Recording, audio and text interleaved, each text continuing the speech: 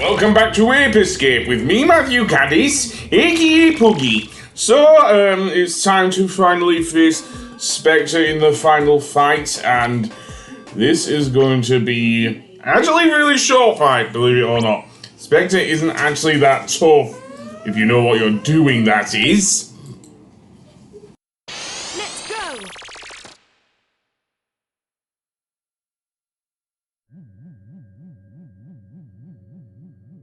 You finally come, Spike. You really are stubborn. Of course. You're still thinking of conquering the world. You must stop this. Yeah. I have a question for you instead. What do you want suddenly? You are pretty strong. Why don't you use that power otherwise? I'd rather help my friends than hurt them. I'd never betray the professor to help you. You're a kid. You asked me. Yeah, you're so loud. I still have another question. What now? How is the man that raised me? What? You mean the breeder at the amusement park? Yeah. Specter. By any chance, do you want to go back to the amusement park? I think the breeder will forgive you if you apologize. What? What are you talking about? I told you, I hate that dim place. First of all, why do I have to apologize? I acquired superpower. I can do anything I want to with this power. That power's meaningless. You're being controlled by the peak point helmet. Throw that thing away, Spectre, and let's go back to the amusement park. Shut up! I will prove the greatness of this power by beating you now. If I win, will you get rid of the helmet? I won't lose. Okay, that's a promise, Spectre. Here I come. The fight with Spectre is an interesting one, because in the first phase what he will do is hover about and try and guess shoots his version of the Kamehameha at the ground or whatever. Or maybe it's the Galley gun, I don't know. That will create a ripple sort of effect which is actually easily dodged if you use the propeller and if you jump in time as well. After which, if you hit him enough times with, well, normal ammo even, from the slingshot, it will actually knock him off his chair at some points. Or nearly knock him off his chair, seriously. You'd think it would be more the explosive ammo that would do that, not the normal ones, but no. He literally explodes in midair, does Spectre while he does that.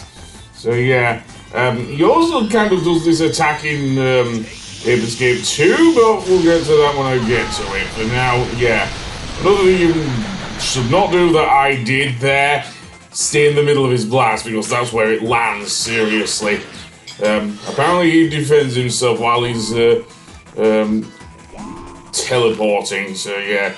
One other annoying thing here is that, Spectre,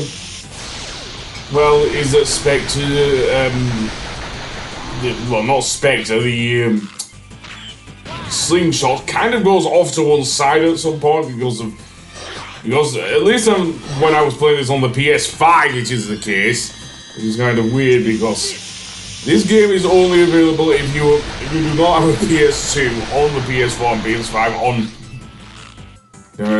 PlayStation Plus.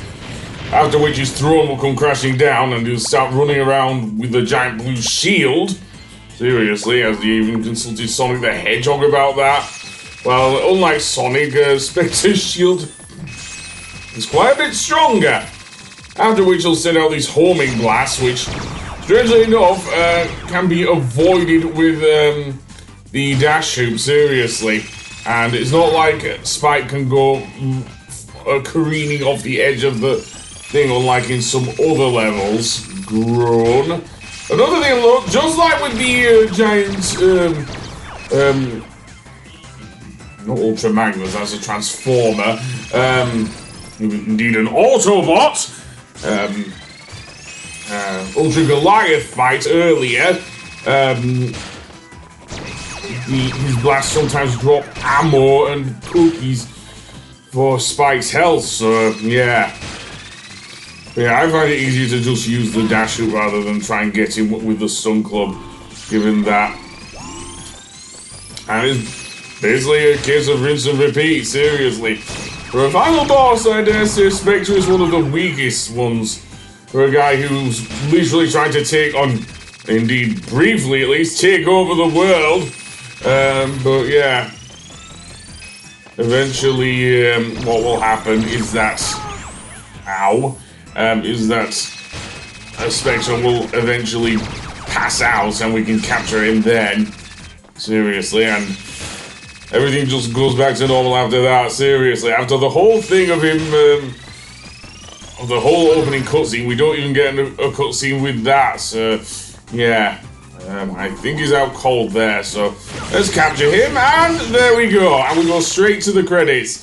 Seriously, we don't even get him returning to the thing. We just go straight to the credits. But we do see actually what happens to a bunch of pictures, just like with the first lot of credits. And for whatever reason, we also hear school bells.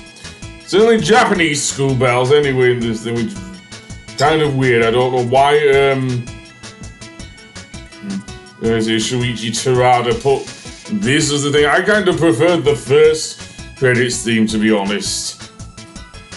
But never mind. Anyway, we can see there that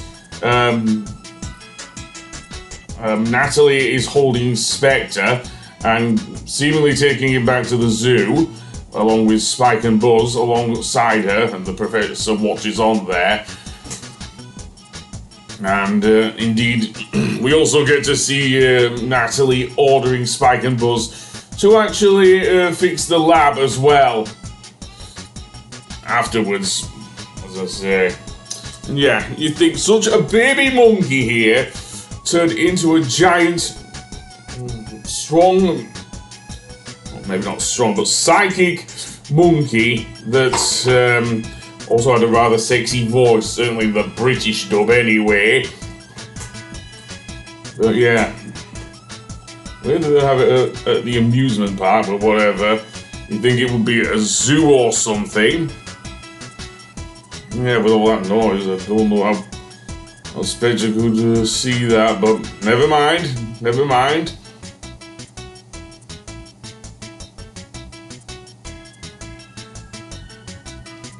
And we even see the zookeeper holding Spike and hugging him. Seriously. I'm surprised he isn't upset about that. Because seemingly he hated being in there.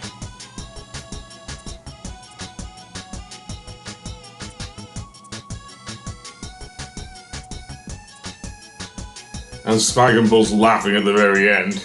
I'm guessing they are no longer enemies or whatnot, but still rivals. But we don't see Buzz at all in the next game. Spike does actually come back, sort of. But he's placed second vehicle in the next game. Seriously. And in the British version, he isn't going by Spike. He's actually going by his Japanese name, Kakeru. But anyway, enjoy the ending cutscene, and I'll see you for the next episode when we do the mini-games. Goodbye! Oh no, the time! We better hurry or we'll be late. Hey, that's not fair, Spike! Wait for me, you two!